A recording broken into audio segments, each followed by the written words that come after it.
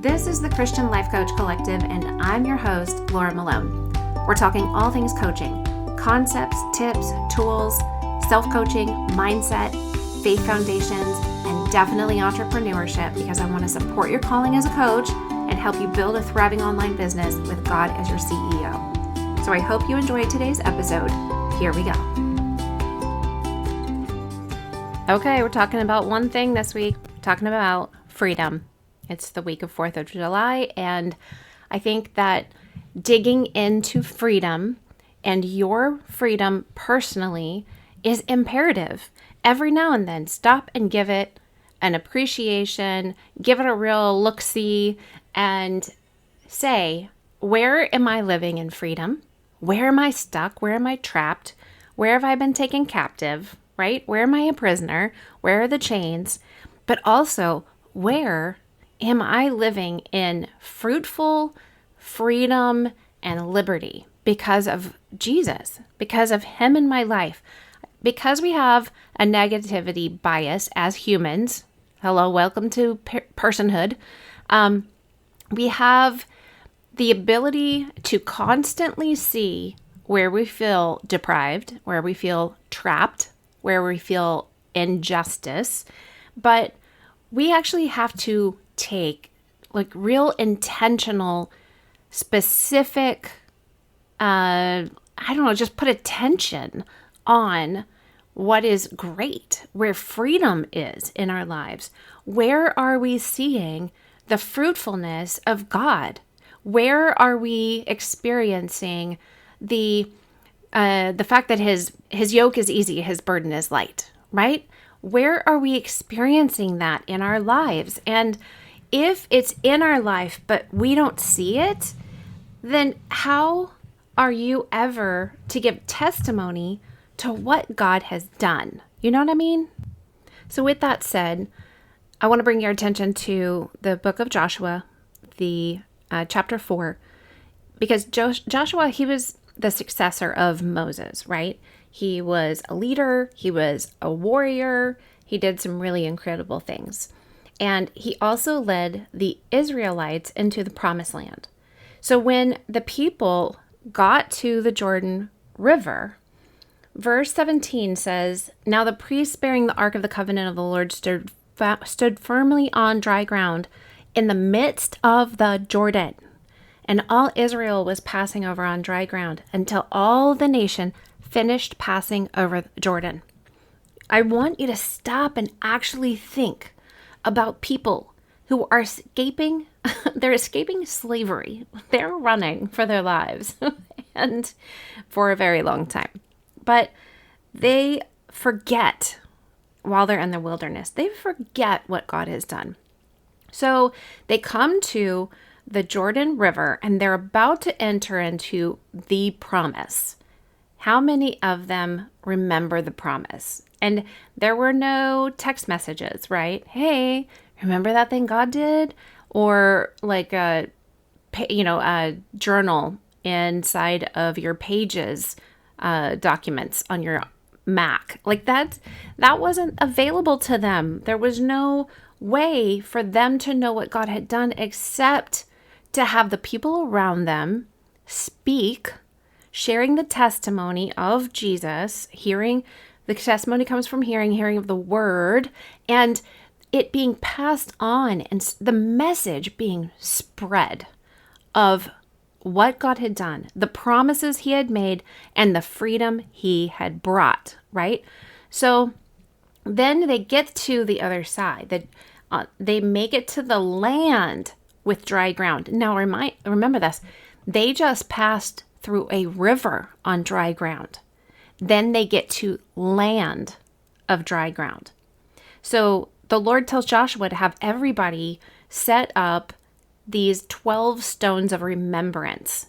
Each tribe is represented, each of the 12 tribes, they're represented by 12 stones, so that each tribe remembers that this may be a sign among you. When your children ask in time to come, what do these stones mean to you?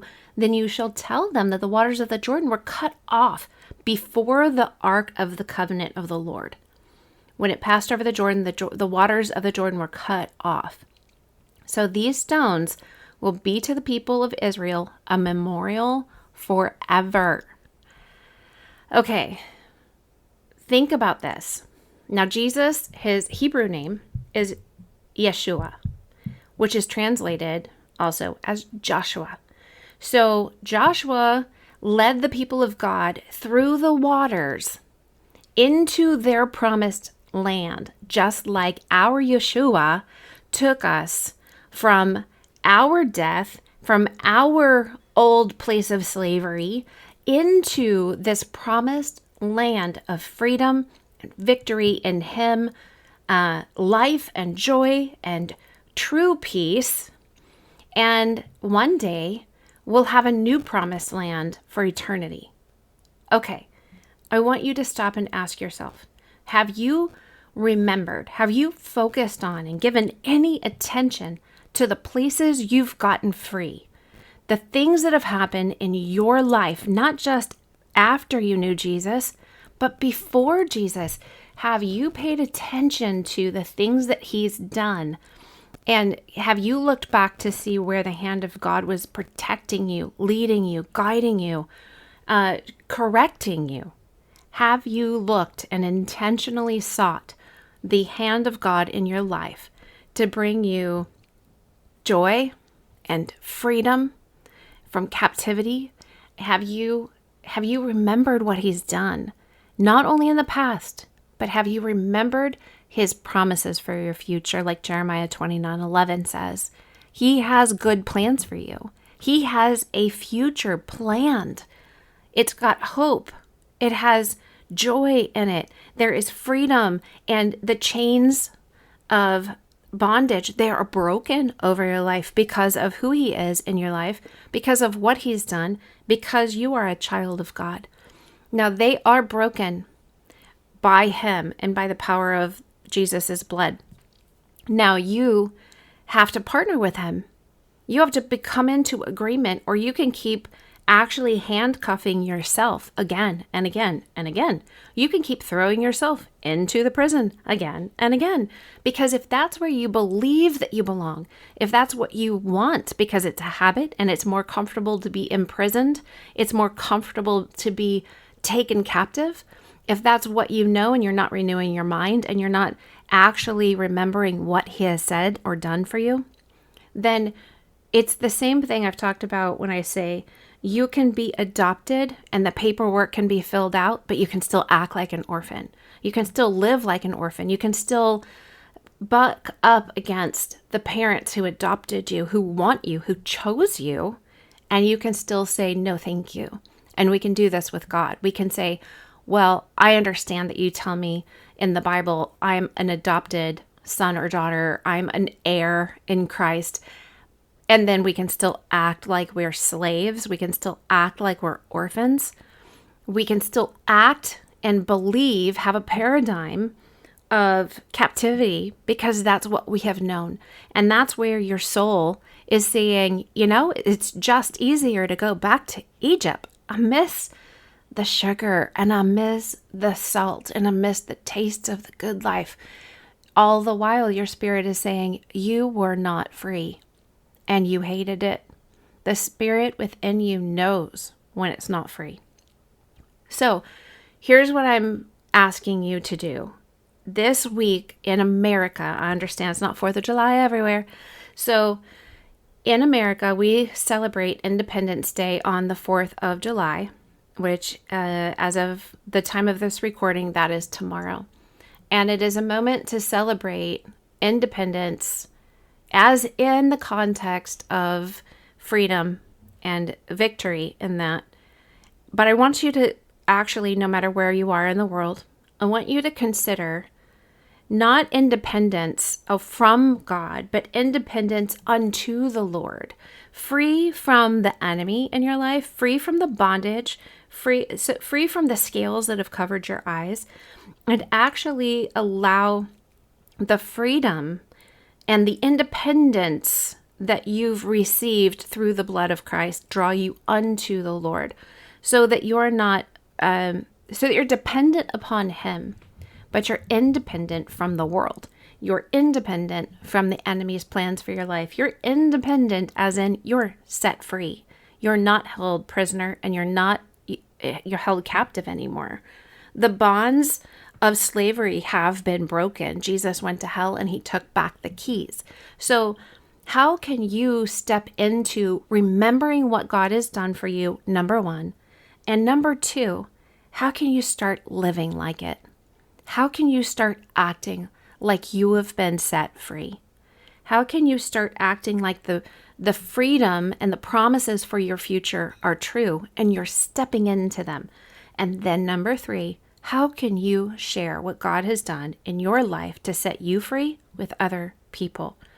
Where the Spirit of the Lord is, there is freedom. And you are called through the great commandment to know God, to make him known and share the testimony of what he's done in your life. I want to remind you, you have been set free. You are free indeed. You've been set free by Jesus from the world and the enemy. So how can you live a life day to day in all of these small ways and big ways? Nothing is too small to share. These stones of remembrance, they are not just to pass on to the generations, but stones of remembrance help your own soul be reminded of the God within you, Emmanuel. It reminds your soul to rise up and bless the God of Israel who has set you free, who has brought you out of your Egypt. Okay? Look back into your life and say, wow, that was the hand of God that saved me. I hadn't even called on his name yet, and yet look what he did to protect me. And I know your soul will want to rise up and say, look at all the places he didn't protect me. Look at all the places he let this happen. Look at all the times when he didn't show up. Look at all the unanswered prayers. And I'm going to tell you, that is soul talk. Ask your spirit the answer to those questions. And a redeemed spirit that hears, asks and seeks and knocks so that it can hear the voice of its Father will rise up and give you the truth to those answers. Your soul wants to complain. Your soul is a toddler. Your soul likes to throw tantrums. This is normal. It's in a restorative process. But don't give it the only voice in the room. Let your spirit rise up to lead your soul and your flesh. That's what we're doing, is we're overcoming the flesh by the testimony of what God has done in our lives. To remind our flesh, to remind our thought life and our emotions, so that we can renew our mind, be aligned with the truth of God, the Word of God, and say, I'm going this way because that is the way that God is leading me into my promised land. And I will follow my God. I will bless him.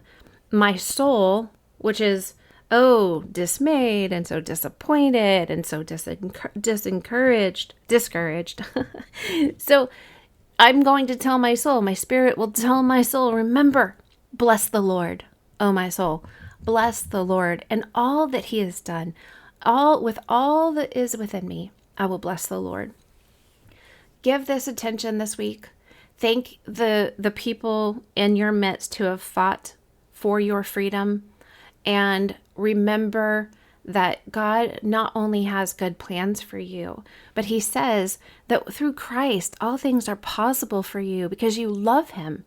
What is possible for you in your life, your legacy, your family? What is possible because of the freedom? You have been set free, and you have the spirit of liberty on your life, and you have permission to go pass it out. Go hand out freedom. Pray and prophesy joy and courage and faith over the people in front of you. Go affect the spheres of influence you have, whether it's at home or across the street, in a coaching business, at work, in a line at the restaurant. It doesn't matter. Go share it somehow. You don't have to get religious or weird about it. Just share the goodness of God in the land of the living. Okay?